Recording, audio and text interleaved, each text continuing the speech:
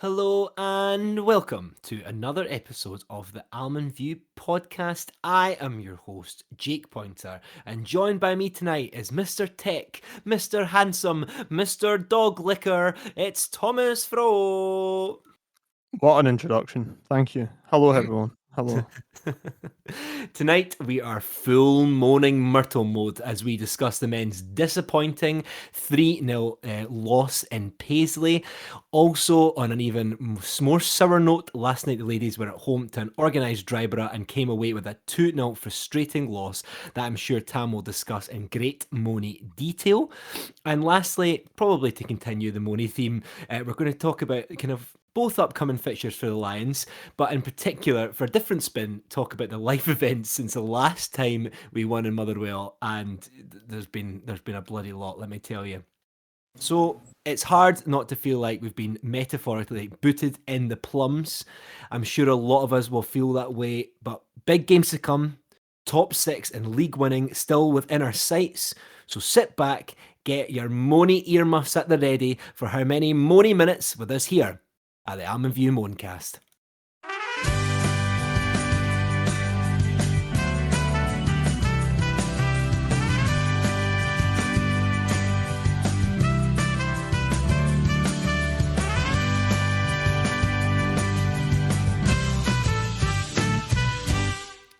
So Saturday saw the Livingston Lions lose out to the Paisley Panda Pricks 3-0 at the Manchester Stadium. Tam, I almost didn't want to kind of talk about the game as it looked like a grade A shit show, pretty much from kind of start to finish. Now, I know both of us weren't at the game because of work commitments and things, but what was your initial thoughts when you saw the lineup? I kind of stayed away for it a little bit. I was out doing bits and bobs and relied on live score to give me updates. And I saw the group chat like blow up an hour before the game, and that was slightly worrying from the get go. And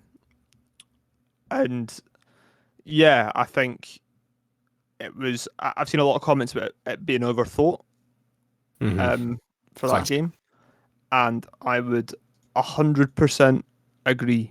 I think there's players that were on the bench that probably deserve to have played, or probably should have played. You never know at this stage of the season. People might be carrying knocks and stuff, but I don't think it was a positive start. What did you think? Yeah, I mean, that was the first thing I thought as well, was Overthinker Hotline, again, from Martindale.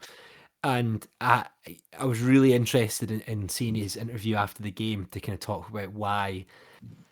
And understand. Maybe I underestimate St Mirren a little bit. I just feel with the players that we've got and the way we play that we could have. I think we should be playing the same formation. I feel like we're effective when we play well in that formation. We can beat 80% of the teams in this league. Yeah.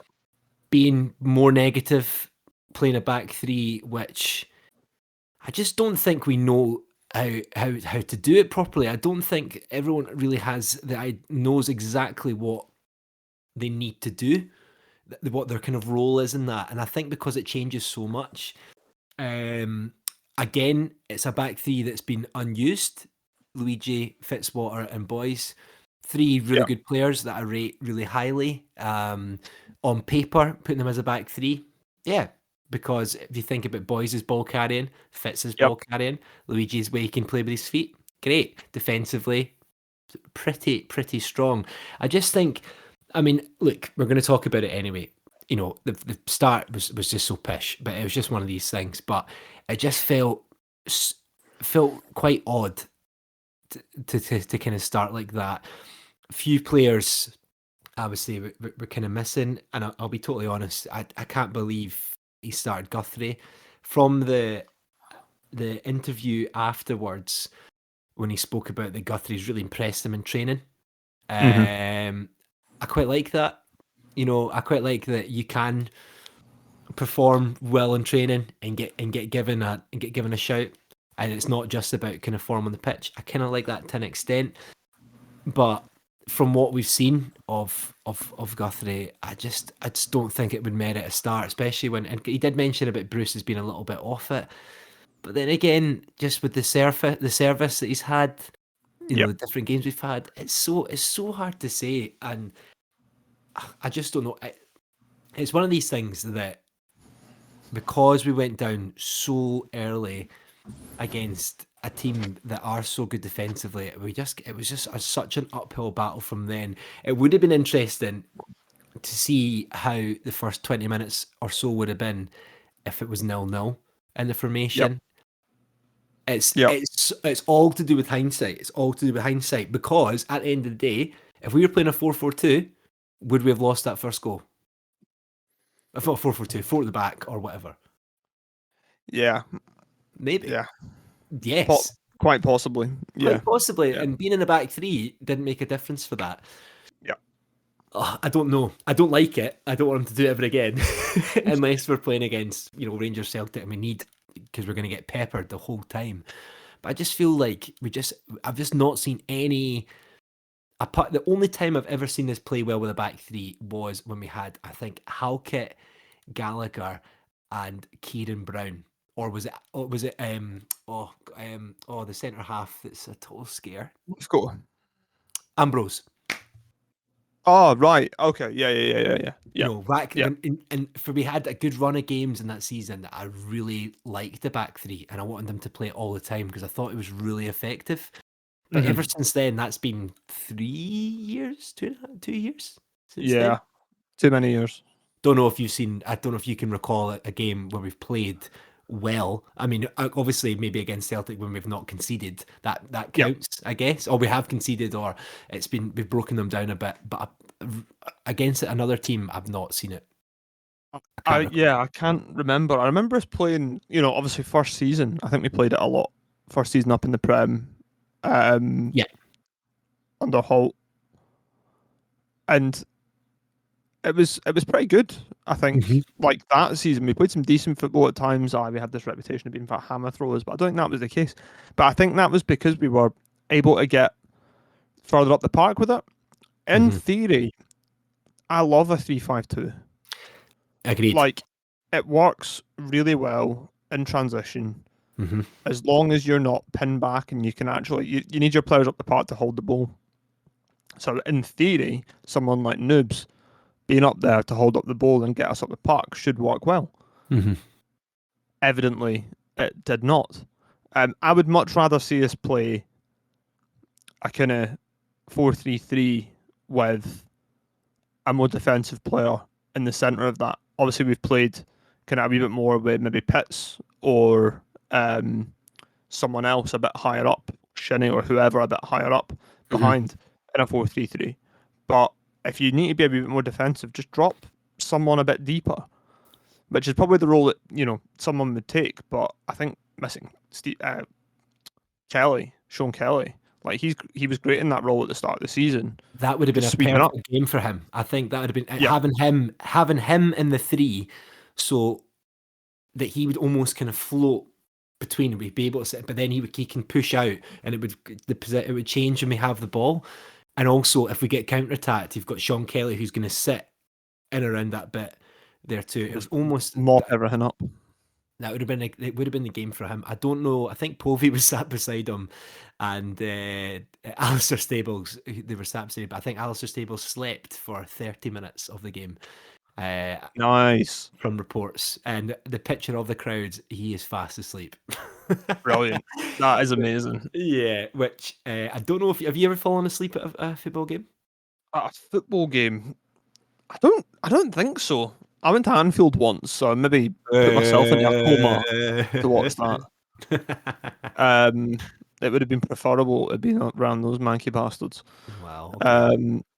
Sorry, any Liverpool supporting fans. But fuck you. So yeah. Anyway, no, I don't think I have. Have you? Yep. Stark Park watching Hearts v Wraith Rovers.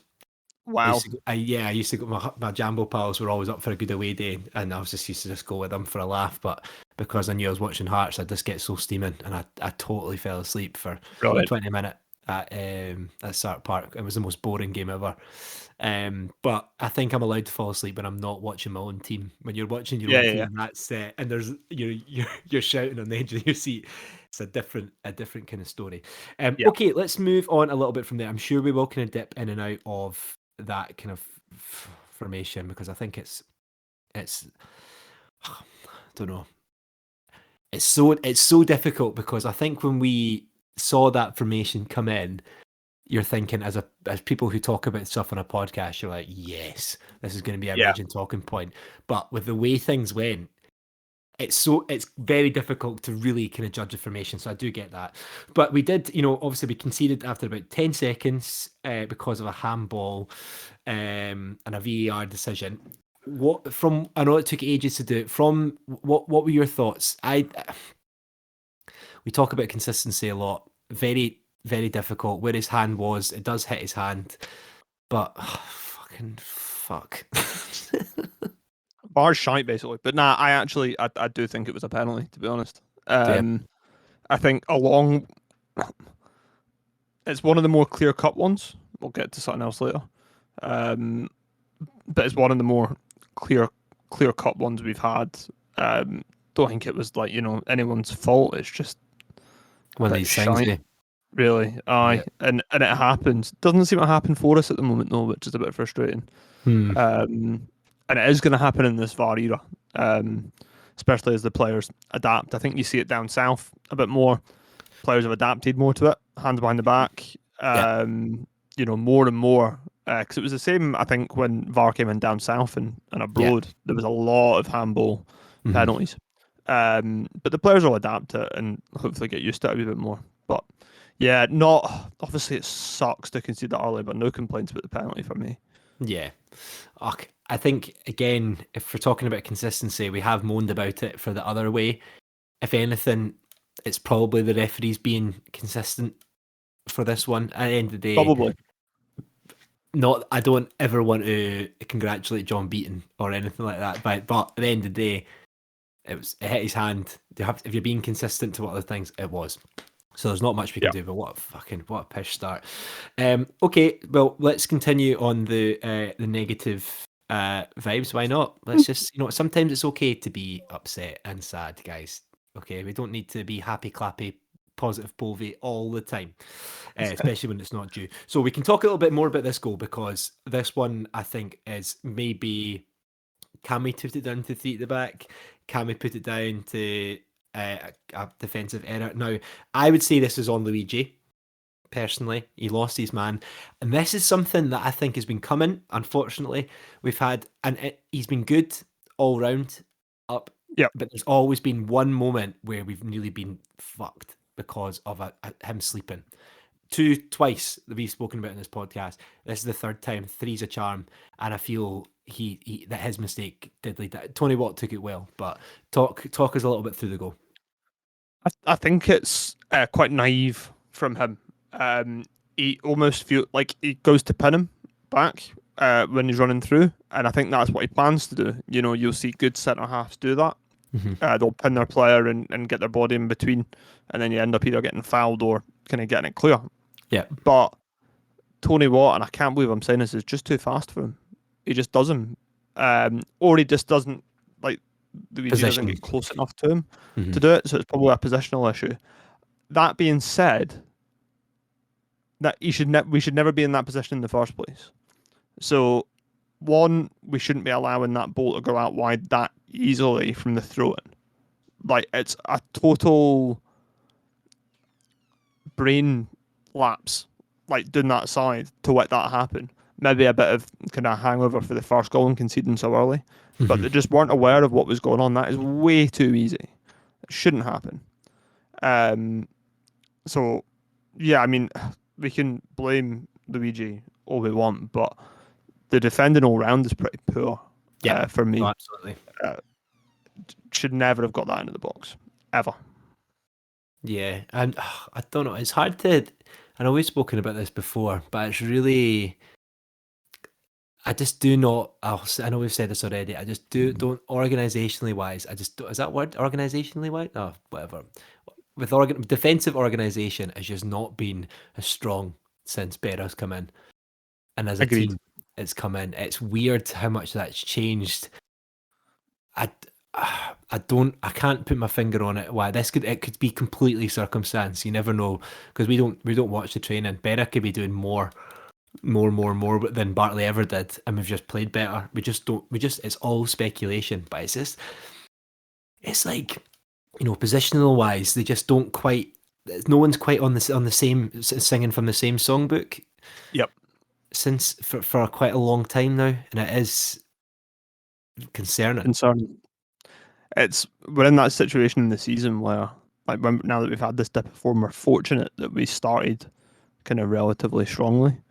Because I know we've kind of had spells like this earlier in the season. So our run up to Christmas last year, was it? That was particularly poor, and it put us in a bit of a precarious position. Mm-hmm. God, I said that 10 times fast. Especially after you've had some wine. I saw some rosé at the side. That's very nice. Oh yeah. Are you a rosé man, are you?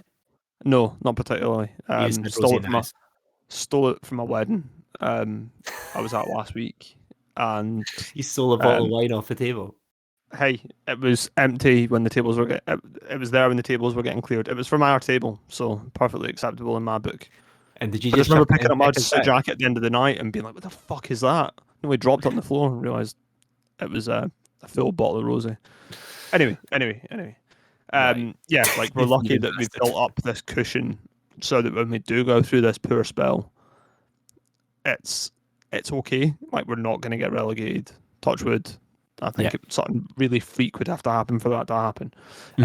Unfortunately, the kind of other side of that is that we've kind of got our hopes up. Thinking of Europe, thinking of top six again. Yeah, hopefully, it still could be the case. Like we're not out of it yet for me, but this run of form has seriously fucked all optimism, I think, for this season. And at the end of the day, we really should be sitting there. At the end of the season, looking back, I think it's okay to be pissed off at the moment because it's been utterly grim in the last few weeks. But at the end of the season, we'll probably look back and say it's another season in the Premier League. It's another season when we've done well. We might go and make, I don't know, a bunch of money off selling a couple of players. Some new players come in, brings that optimism for next season, hopefully. So, yeah. No, yeah, absolutely. I totally agree. It's funny how, I think we've as a podcast we've maybe been criticised of this before of maybe being too harsh on the team and things like that. But I think it's because the belief that the team bring to us, it's almost like our downfall. It's funny because I believe at times we have played incredible football this year. I think with the players that we've got all across the park can be brilliant and are really, really strong. I think it's the best squad depth we've had since being in the Premier League. I think this all brings us like this belief and this expectation to be doing better, and when it's working, it's really good. And I'll say this again: we can beat anyone in the Premier League, minus maybe I'm not including Celtic because they're frightening, but even Rangers on a bad day, we could I reckon we could get a result there. So when we are playing pish and making silly errors, it almost kind of frustrates you more. I'd rather actually we just completely were so average the whole season. Would I think so? Would you? Would you rather do average I don't the know. whole time? I don't think you would. You want the highs and lows. That's the part of being a Livingston fan, but so it makes it even more frustrating. Anyway, so unfortunately, the next thing I'm talking about, Tam, is another fecking goal for St Mirren, which basically put the nail in the coffin for the tie. So let's talk about it a little bit. Another pen, well taken from the boy, fair fucks to him. But another VAR decision that's gone the wrong way. Like for the team, talk us through that. I think you had kind of some points to make. Yeah, this one's a tad harsh to me. Like, I don't know the rules like cover to cover, so I don't think anyone does these days, even the referees. But it seems so close to him, like it's literally got to be 2 yards for where the St Mirren boy makes contact. Yeah, but I see when you're like putting out a foot out to kind of grab something. I think almost it's hard because like kind of naturally you put your arms out for this kind of if you're especially going on what one foot to rean out, and because it's just been so kind of unlucky. Now I was looking at it. I actually thought the it was more of a stonewaller than the first one. Oh, really? But you kind of are, yeah, just because of his it's purely because of his hand position because it was up. But your argument of it being so close. But then again, the consistency of the rules, his hands were up. It was. I just don't know. I don't know. Aye, it's who we don't, nobody knows what the rules are anymore. I think a few years ago that wouldn't have been a pen, like because of the distance, because he had like Mhm. no chance. But the rules are different now, Yeah. and And yeah, would you ever like go, would fuck you knows. ever, I mean, I'd be interested to see if that situation was of someone in, like, as you said, in the English Premiership, who's used to this by now. Would he have tried to intercept the ball with his hands behind his back or his hands down, just well, automatically? Or do you think they would have been naturally, because I always find that was a more of a natural position, was kind of keep them up as you're kind of lunging towards it. But like I said, I don't know football bionics and the rules or fucking whatever. But you know what I mean? I think because just maybe because I'm shy, I would naturally do that. It's Just could flap you? your arms about all the time. I've seen you play I football. I know. Look at them. I'm like an albatross, mate. They're huge. Honestly, fucking Flies across the park. orangutan arms all over the shop. But okay, yeah, you're right. I think it's fair to say it's harsh, but at the end of the day, the boys still got to put in the back of the net, and that's 2 pens. I don't think Shamal was really anywhere closer. Nah, I think we didn't mention this with the first one, but I think he maybe should have done better with the first one. He kind of guesses the right way, and it's Yeah, not right penalty, but it's not the greatest penalty in the world. it was right in the side. It Um, wasn't to the right side netting, but aye, but someone it as good as wasn't him. that hard, you know. Yeah, He's a big laddie. It is like it's positioned well, but jump. I hate it fucking when keepers don't commit.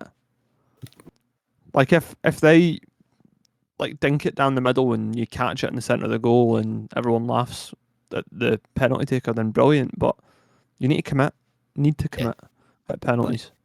like it. I'm thinking back to I don't know if you watched this. This might be a like I don't know what age our listeners are, but Go like on then. does anyone remember like Michael Owen's Super Striker? Something like that. Yes, I watched some You remember it? videotape. Yeah, the Oh, bloody when he makes fun of scoring against a 14-year-old boy. aye, aye. Oh, But if there I'm, was I'm a sure thing you've in all that. watched that at home, but anyone who's not watched that at home, even if you've seen it before, get that on YouTube. It is painfully embarrassing for Michael Owen. Who's the Is it Neil keeper Ruddock? again? No, no, it's not Neil Ruddock, but I was going to say Neil Ruddock. It's another famous, I'm sure, Liverpool keeper. He's got Aye. Tash. What's his name? And Um. I can see your magic fingers flicking. Well, Well, well. what was it called? Michael Owen Skills School? Skill School. Oh, Neville Southall. It's Neville Neville South. Southall. That's Who, Neville. by the way, is a total legend. By the way, on Twitter and stuff, he's a hero. Just loves bashing the right people. He Does fucking he? hate. He would hate Douglas Ross. Fucking hate Douglas Ross. Don't we all, buddy? Don't we all? Yeah. So what was your point about that? Sorry. Yeah. So before that weird tangent, like I remember Neville Southall's always said you need to commit because the striker's going to hit it hard no matter where. So you need to commit. You pick a side and you go. It's maybe a bit different now with the starter steps and stuff, Hmm. but it's just always stuck out to me. Maybe I'm outdated. I'm not a goalkeeper, but it got us to this lovely little part about this Michael Owen show, which is amazing. So yeah, watch it, fellow kids. Yeah, as yeah, on you YouTubers at home. Yeah, Michael Owen is an absolute dingle, and he comes across as even the biggest dingle. You know what? Because I watched that all the time, and I loved that, but I was a kid, so I didn't notice that at the time. Yeah, I was Uh, the same. but oh man, he's something else. Okay, so in a best way, we won. We drew the second half because we didn't concede another one, and we did start to kind of play a bit better. Now we did make some changes at halftime with Montano and Omionga coming on. Could argue that they should have started. Yeah, I mean, yeah. Hmm. We've kind of Hmm. talked about the formation in the starting 11, but yeah, I would probably say like I love Penners with all my heart, but Montano, especially in that system, I don't know because they should both work in that system. I think if Mhm. you need a player to bring the ball up the park, I've said it a million times, Montano's your man, Yeah. because he gets you 20, 30 yards up the park for me, um, and Omiyonga in that midfield, probably he's the one that's gonna go around and sweep up a bit more and just do those horrible doggy runs to protect the defense a little bit more. But that being said, we shouldn't need to do that against St Mirren. If you go with a slightly more forward-thinking formation, then I think you're in a better position in the game. Yeah. I Andy Shinnie for me, he might have had the good game here and there, but I don't know what he's done to deserve a start either. Like he's been Mhm. better than Guthrie, just to get like Yeah. don't In get it perspective. twisted. Yeah. But I don't see how he's going to start over like Omiyonga. Omiyonga's had bad games, but I've not seen anything fish any that's wowed me, and that's Mhm. probably gone on 2 seasons now. The goal against Celtic was good.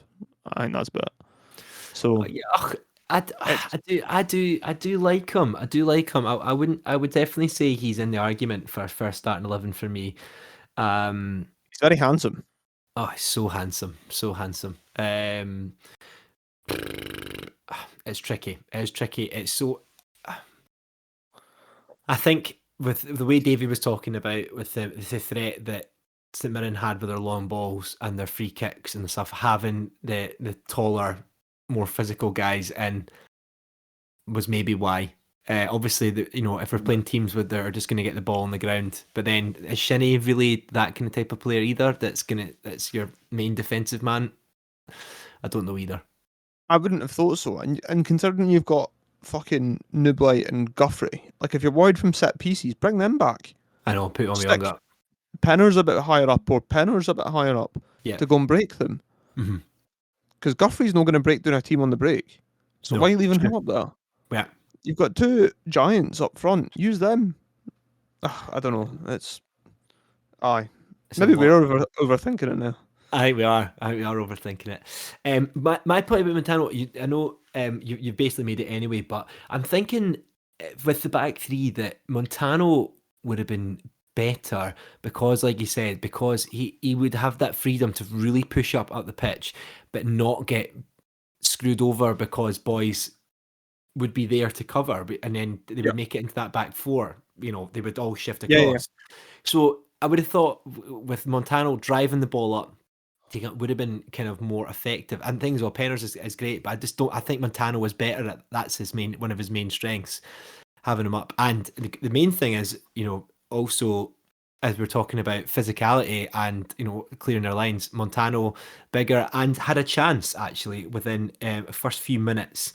Of him coming on and had a good kind of header at goal, which seemed to be one of our first kind of main chances. So Yeah. it's a hard one when you're picking between two good players. Yeah. They both have their own right to be starting, and it's so difficult to pick. And at the end of the day, Davey and the team know are with them week in, week out, day in, day out. It's easy for us to kind of say.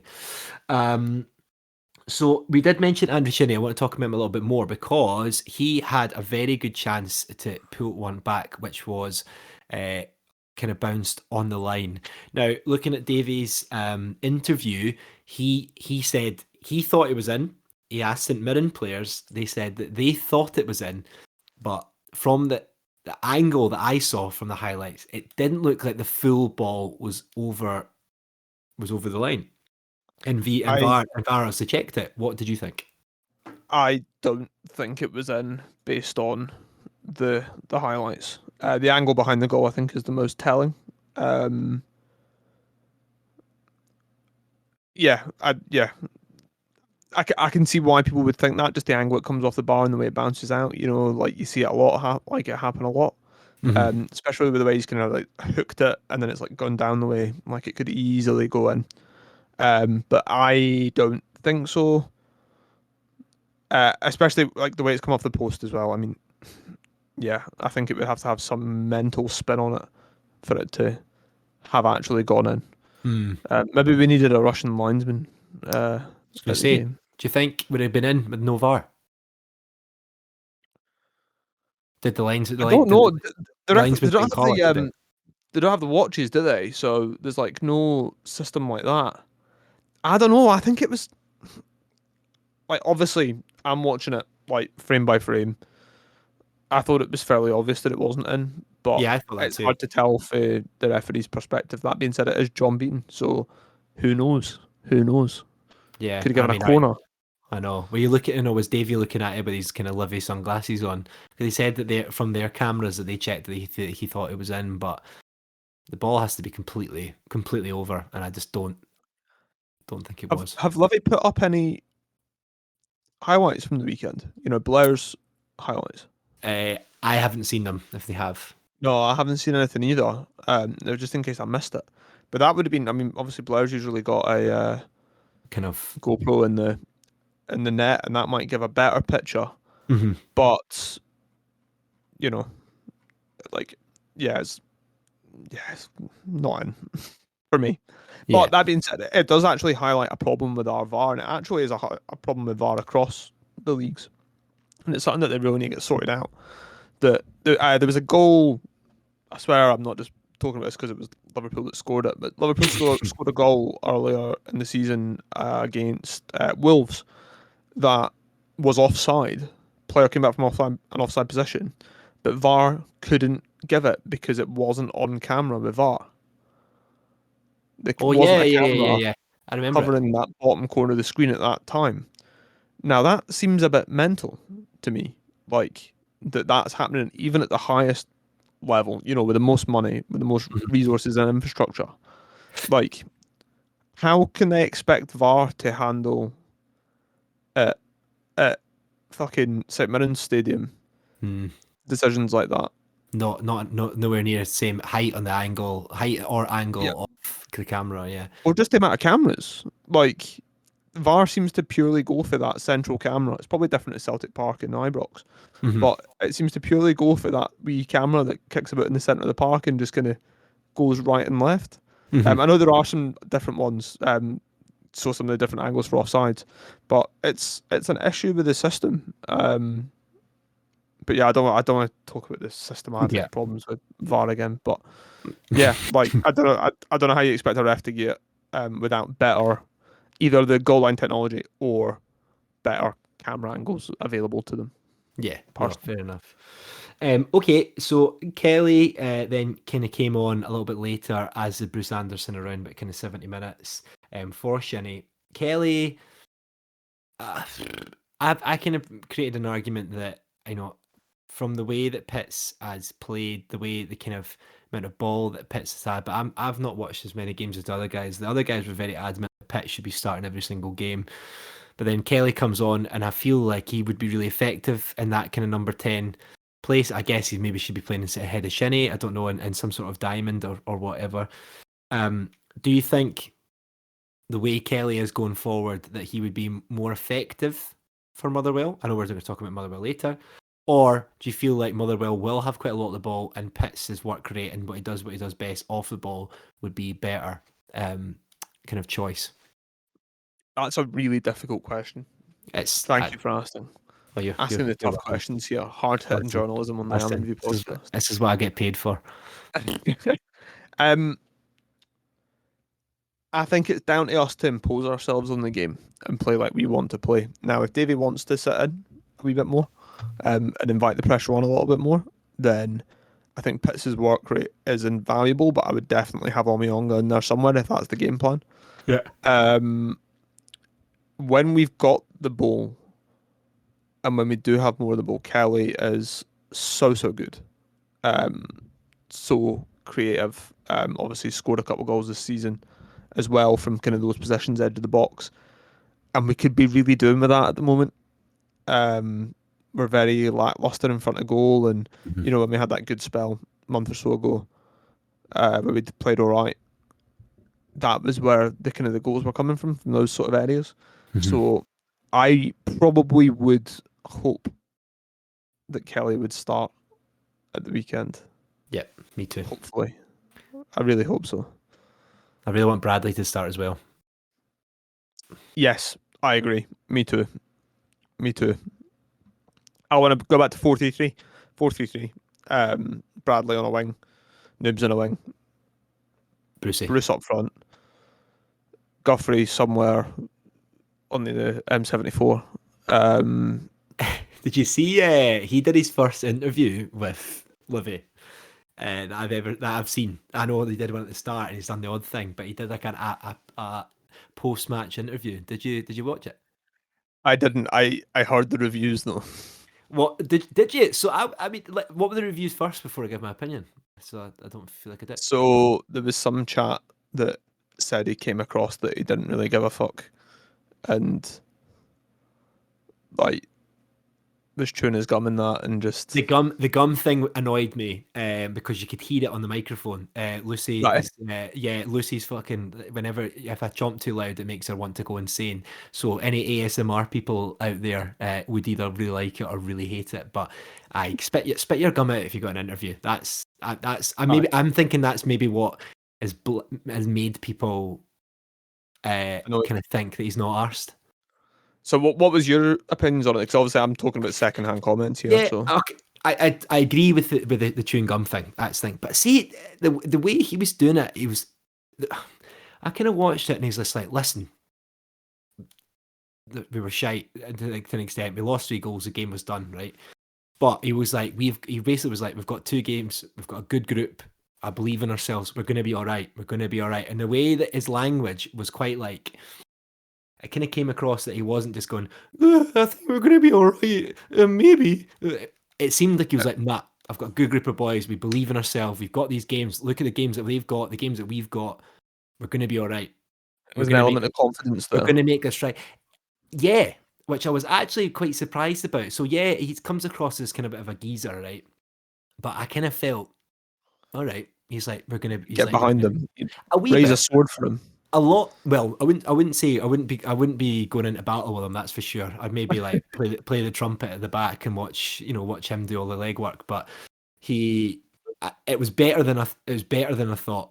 It was Mhm. better. I genuinely was a bit like, Okay. wow. There was a wee bit of arrogance, but that's something that you want going. We're gonna be all right. Aye. Let's not fucking get ahead of ourselves and think that's game's done. And Liam, I love Liam. He's one of my boys. But see it on Twitter with him coming straight away going, "That's it done. That's top 6 done."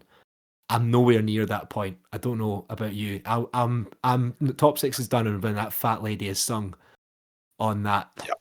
that final day for me, because I Yep. think you can never discount Livy. I don't think you can ever discount Davy and his strange decisions. Methods. Well, Yeah, sorry. Look at Motherwell last season. Like their top 6 hopes were done way. What was it? 20 minutes to go against us, yeah, yeah. and Ricky Lamy fucking pulled his big nose out and scored. I can hear Povey crying from somewhere in Oh, Malta. yeah. I've mentioned the Motherwell game. Kobe's just like had a weird twitch in Malta, and he's like doesn't know why. It's because you've mentioned Ricky Lamy. But yeah, like I agree. I think we can be quite defeatist at times. We can. But and it's easy to be defeatist, and I don't blame people that are, Mhm. because it has been grim. Yeah, But it's close. We're only a point away for Hibs. a point away for Hibs, 2 points for St Mirren. We're only 6 points for Hearts. Like, you know what I mean? It's not all doom and gloom. I think it is just that the centre of the table is so compact. Like I say that we're like St Johnstone 7 points behind us. Was there 2 games before the split? 2 games for the Two. three. So Three because we've got Motherwell, St Johnstone, and Dundee United. I think. right, okay. So realistically, the worst we could come is 9th. Dundee United are fucking honking, so they'll probably beat us. The Motherwell game's so big, so big. Take a draw. Because Hibs were very poor at the weekend as well. I've heard from Mm. friends and stuff Yeah, that watched the game or the highlights. So yeah, like I don't think it's over. I think Europe's maybe over. Like yeah, yeah, yeah, yeah, yeah. like, but that is what it is. Unless we can sneak into the top six and sneak results against Hearts and Aberdeen, like you never know. Hearts are Again, that's really, really perfectly bad. plausible. Really bad just now. Aberdeen definitely on the up, but Hearts Yes, are they are. painful, painful bad. Oh, Just they get beat by Kelly at the weekend. Like they that's did, they did, and apparently they were proper toothless. They're spray painting Nielsen out on the stadium and that. oh, they're back to that, are they? It's the safest I job was in Scottish wondering how football, long mate. it would take. Oh, they've turned. They have totally turned now. Oh, I I love can it. see it. Absolutely love it. That honestly inject that into my veins. I love it when Yeah. the Hearts fans kind of pick up their Yeah. bipolar. It's so good, so Yeah. good. I've never seen a team flip flop on a manager so much. Oh, And it's obviously, it's constant. not all the fans, but like I've never seen it before in my life. It's absolutely amazing. I love it. Love to see it. It's crazy. But yeah, fuck them. So yeah, like I said, I'm glad you agreed. No, what I said was, would you 100% take a draw against Motherwell going by our record next week? Yeah, sorry, I didn't answer your question at all. I just went on a Okay. rant. Take a draw against Motherwell. In the situation we're in. Yeah, I think it's almost like a stop the rot kind of thing. Mhm. Um, Yeah. and give us a bit of hope going into the last game weeks. The last game Very, weeks. very American. I hate this whole game week shite. It's such shite part. Sorry. But yet Um, you use it. So here we are. yeah, I know. It's because we're just living in this Americanized society. I like it. Um, but nah, will it take a draw? It's hard, obviously. Yeah, I probably would. Probably would. It brings that bit of hope in. If results go our way and we take a draw, puts us in a decent position. So aye, yeah, just let's not lose. That would be bad. Yeah, we can't. Yeah, Please we can't. don't lose, Livy. Please. Please Please. don't. So Povey was at the game, and even though he was, imagine, fairly steaming, getting smashed for Connor's dad, which is class. He did say that it was one of the worst performances he has seen all season, which actually did include Motherwell, I think last time where he was ready to jump in front of a car on the M8, but also against Aberdeen when we got pumped 5-0 and absolutely, well, totally pumped Nate Trois Doots. So, Thomas, how do Livingston bounce back on Saturday? 4-3-3. Start. Try and impose ourselves on the game rather than bowing to what the other team's going to do. Yep, I think that's shite. yep. Um, I think we're better than that just now. I think we're better. yeah, 100%, It's a 100%. self-belief in the team. I think this season we are better than what against St Johnson, things like that, and that season. uh, I think I get why we were trying to nullify things and things like that. But see, this season we are better than just letting these teams completely impose and we just can do something else. Yeah, I 100% agree. Yeah, and what the players really need is to realize what they're playing for, like, and what it means to the fans, because some of them it might feel like it's just another, it's a mid-table finish. Doesn't matter if you finish sixth or seventh, but it's what it means to the fans really. Another top six finish would be huge to us, Yeah. and hopefully Davey can instill that in them and get them up for it because they just really fucking need to be up for it. Because that's one thing that kind of annoys me about recently. They've no looked that up for it. Mm. Um, I think he is. I think Davy will be. I think without a doubt he hopefully. will be drilling that home. And I think again, I don't know why I keep mentioning this Guthrie interview. It's like he was fucking Martin Luther King the way I was going about with his speech, but like really, it wasn't that inspiring. But he did kind of say what it meant to the boys. They know what they've got to do and how Good. important the game was. And so I think, well, you just never know. But Livy, just don't bloody lose. Thomas, let's go over to the ladies. Oh, we just need more. We just need more doom and gloom. But really, the ladies nowhere near the same kind of doom and gloom because they're in an incredible position. But Thomas, you were at the game last night at Tony Mac, which did result in a loss of 2-0. But from Carson's tweets, from bits and bobs, it did look like there were a lot of chances and things like that. Can you just give yourself a kind of a quick overview of the game? Yeah. So Drybar obviously held us to a draw last time they were down here. Mhm. So kind of knew what to expect. Well organised. Kept their shape. what they didn't offer last time was anything going forward at all. And to be honest, for 90% of the game yesterday, they probably didn't do the same. But I think Livy fell into they really struggled to break down that kind of low block. The thing that was frustrating me all match was the amount of like high risk, high reward passes, but like they were never getting through. So like there wasn't any attempt to really bring the midfield into the game. There was a lot of 30, 40-yard passes for the back or for deep midfielders that Driver were just cutting out easy as anything because they were compact, they stayed in their shape, they stayed deep, and Livy just had no luck with it. That being said, there was chances. I think after I kind of decompressed last night after the game and kind of looked back on it, like it really wasn't Livy's night in front of goal. I'm not saying that scoring 3 goals in the first half would have changed the performance because it probably wouldn't. It probably would still be an under par performance. But they could have easily had 3 goals in the first half. Jen was super unlucky with there was like a ricochet off the keeper, and she like tried to like flying knee kick it in, and it just went wide. Yeah, There was another couple that just went wide. Yeah, and then when they got the first goal, you're not too worried at that point, because you think, there's a few players in the team that have got a total screamer in them, but it never really came. Like there wasn't really the opportunities. There was a couple of shots on target for distance, but nothing of note really. A few shots over the bar, but like as far as like good chances go, it was really hard to come by, especially in the second half. I expected a big reaction in the second half, and it was kind of more of the same. Yeah, it was tough viewing and frustrating to watch. Not helped by a referee who, I've commented on him before.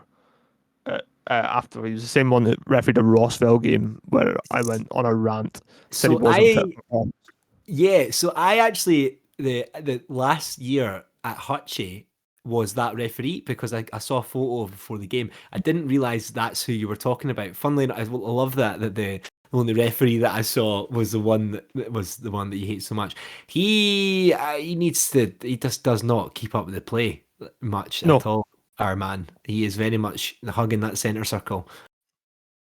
He makes the weirdest decisions. There was like 5 or 6, like throw-ins in dangerous positions that went the other way, for both teams, that were like, you're like, really? Like, are you watching the same game as me?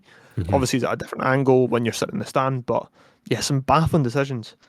And then he did this in the Rossville game where I went on a rant about him, but he gives decisions from his heart.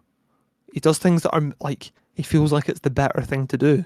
So, for example, there was a head knock on the edge of the box. Livy had the ball at the edge of the box, and the whistle was blown. And then after the whistle was blown, Livy player had a shot. So Livy had when the whistle was blown, play was stopped. Livingston had the ball. Head knock gets sorted. Everyone's fine. He drops the ball back to Rossville, back to Dryborough, and it's like, what? Like what? No, that should be from that position. Yeah, it should be where it stops. Yeah. But yeah, and then he also missed an utterly blatant penalty late in the game. Rebecca came on, good to see her get some minutes back in the team. Yeah. She had a shot, it's not the cleanest shot in the world. I'm not going to say it was going to test the keeper, but the defender saves it. She sticks her arm up in the air and it hits her like full extension. Like, you didn't need VAR to fucking see that. It was honestly like baffling. And again, I'm not saying that would have changed the game because that was like 5 minutes to go and it's 2-1. But you never know. Like, it's just frustrating. Really frustrating. Sorry, I've ranted quite a lot now, Jake. No, Tam. This is what you're here for. This is what you're paid for. Out of our Almond View budget of cream eggs. Negative money. It's because all that wine that you're tanning.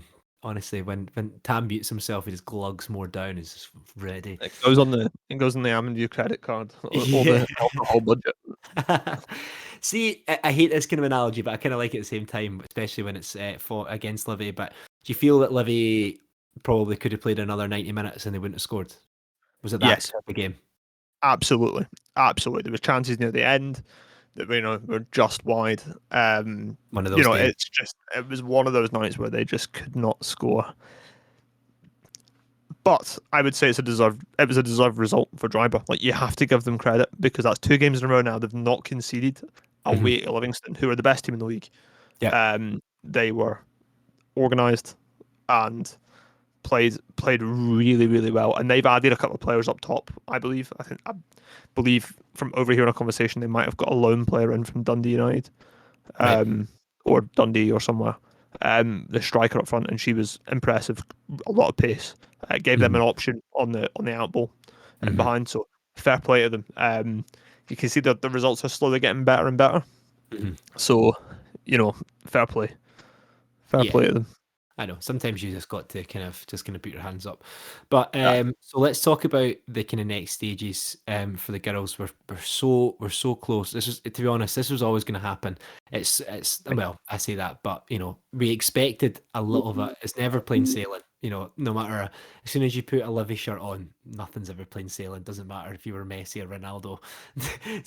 Something would happen when you put a Livy shirt on. So what's up next? And can you just explain a little bit about what, for people at home, what, what's are the leagues a bit mental, but what's kind of to come next? Yeah. So, starting with the league table, so that leaves Livy 8 points ahead, having played the same amount of games as Renfrew. So Livy on 59 points and Renfrew on 51. So 8 points is still a healthy lead at this time of the year.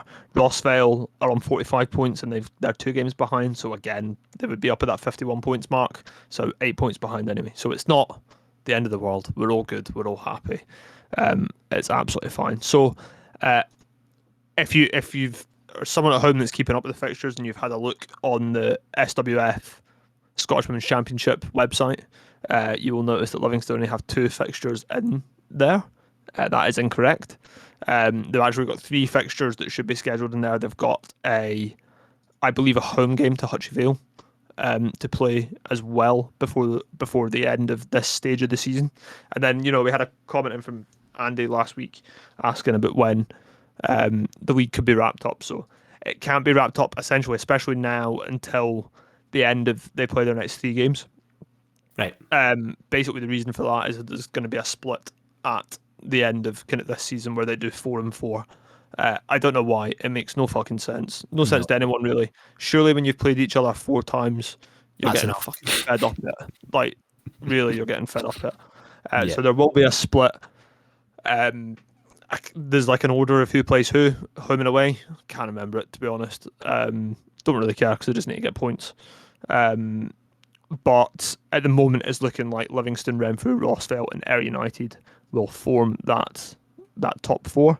I believe it means an away trip through to Ayr. I think that's how it works. And then maybe home games against Renfrew and Rossvale. So 2 massive games there to seal Hmm. up the league. Hopefully it could be, sealed by then. But we'll just need to kind of wait and see on that. The only kind of thorn in that could be Inverness. Inverness are pretty close in the middle of the table to Ayr. So it could be a lovely away day up to Inverness, which nobody wants Nobody at all. wants that. Nobody wants it. It's tough to go up there, and Inverness are kind of coming into their own. So yeah, it's a bit of confusion. I think the club tweeted about it a couple of days ago, like explaining that there was going to be a split after because it's not been very clear for a while, and I don't even think the league were that sure about what was going to happen, to be honest, which seems mental to me. But Hmm.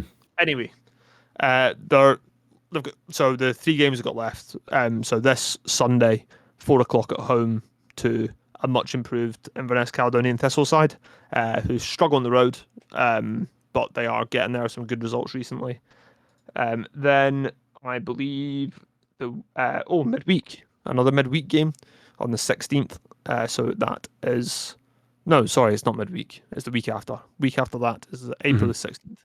Is away through to Morton. So a bit of a trek there. Good luck if Yeah. you're making the journey. I will not be as I'm on holiday. Hey.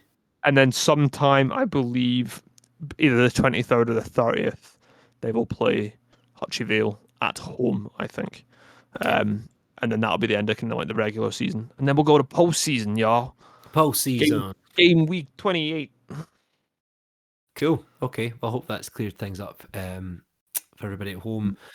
So yeah, let's get right behind the Lionesses. We've got something to shout about. We've got a league win, a league win, and hopefully some silverware coming to the club, which is brilliant. So good luck, ladies, and we'll check in with you next week. Okay, Tam, we're going to finish up to try and almost turn the doom and gloom upside down. So, but first of all, let's just continue on that doom train, baby. So Liam posted into the group chat that we have not won in Motherwell since October 2002, and since then we've earned 2 points in 8 games since being back playing at Fir Park, which is pretty bloody painful. So, for a laugh, I just thought we'd talk about the world events that have happened since 2002, since the last time we've won at Fir Park, and we were doing a bit of research for this. There's been an insane amount, but we actually thought there'd be quite a lot of good things. There's been a lot of bad things, as we discussed. My good thing, though, Barack Obama, first black president. Yeah, it's a big deal. That's a big deal. That's good. But then we also mentioned the referendum independence. It became no. It depends where you stand on the political spectrum for that one. Yeah, might be a good thing, might be a bad thing. I don't know. All I know is it's going to trigger Liam. So that'll trigger Liam. You had another kind of. There's been a lot of school. Oh, I have some utterly depressing. Down, and I'm sure there's loads more that I could find. So, shall I go through my list, Jake? Go through your depressing list. It's so all since to do with Livingston last won at Motherwell, we've had seven British prime ministers. Facebook was formed, Twitter was formed, TikTok was formed, and Instagram was formed. Social media. We had It's like a big downfall of social media, the way it's changed kids today. That's the reason why the national team aren't doing so well, because there's not enough kids playing football on the bloody street. To be fair, I think there would only be like what 20? Oh, I don't know. Could be in the team. If I fair enough. God, I'm so old. Fuck. It does not feel that long ago. Yeah, so I've also got listed down the Columbia space shuttle disaster, disintegrated on re-entry into the Earth's atmosphere and killed all 7 on board. Oh, yeah. And we had the, who can forget the 2008 financial crisis? Very, very fun. We had the death of Michael Jackson. Oh, I mean, that's very sad. It's sad, but he was also a paedophile. Well, allegedly. Allegedly. Don't want to get sued over the podcast. And then, maybe on a lighter note, we had the death of Maggie Thatcher. No comment. Okay, no comment. We also had the PlayStation Portable was released, if any of you remember that. PSP, it's a long time ago. PSP, yes. I don't know why I'm called the PlayStation Portable. Yeah, I didn't even know what he meant by that until I had to kind of spell it out. But yeah, PSP was cool. That's what was written down in Wikipedia, Jake. So leave me alone. Oh, I mean, there's some other obvious ones. COVID happened. We've had monkeypox. We've had global pandemics. Got to be up there in the doom scale. What was the other one? What was the one that was like in Africa? Ebola. We had an Ebola outbreak. Oh yeah. Yeah. So it's all super, super cheery. So basically, I think what we're saying for the kind of the whole of it is the world became a much worse place when Livingston stopped winning in Fir Park. At Fir Park, yeah. So, maybe all the fucked up shit that's going on at the moment will stop when we win at the weekend. After Saturday. So, Livingston, not only do you have top 6, not only is Europe on the cards, but the fate of humanity. Yeah. is on, the economy. School shootings will stop. Yeah. If Livy win. Yeah, working. We'll stop war. Yeah. Yeah. Like, Ukraine, everything will be fine. Russia will retreat out of Ukraine. Yeah. Yeah, there we go. It's all fun here at the Almond V podcast. It's not although we've had a doom and gloom episode Come on, we've just got to stickle on that theme. I was actually expecting a lot more, a lot more kind of nice things to happen, but it's been a lot of death. I've got one. I Okay. found one that was an exceptional one, and I think this represents when humanity was at its probably its best point since 2002. Okay. It was when Pokemon Go was released. What that was truly a high point in our society. Like everyone, I remember it was June 2016. Worked in Edinburgh at the time. Everyone was out and about in Princess Street Gardens on their phones. It was like very community spirit. And again, that was just a brief, high point in the world, and everything has dipped so low since then. I And mean, I think that's sad, and it's all Livingston's fault. it is. I mean, we're both technically getting married at some point, but will that be? Hopefully, I'm be getting married after Livingston win at the weekend. Yeah, we both got engaged since 2002 as well, so we probably should have mentioned that. Should have mentioned that. Sorry to our partners Yeah, well, mine certainly does not listen to any of this, this podcast. I hope you would think yours would, being when we actually mention her name and talk about the team, but fair enough to her. I wouldn't either. it's because I just slag her off relentlessly. And her and her teammates, you bastard. Thanks very much for listening. If you enjoyed this episode, please check out our previous episodes that include interviews with Livingston legends such as David Fernandez, Barry Wilson, John Guthrie, Sean Byrne, and many more. Check out our social media. Twitter and Instagram is @AlmaviewPod. Facebook and YouTube, just search for Almaview Podcast. And make sure to subscribe to wherever you stream your podcast to be notified about when we drop new content. Forza Livy, hope to see you all next week.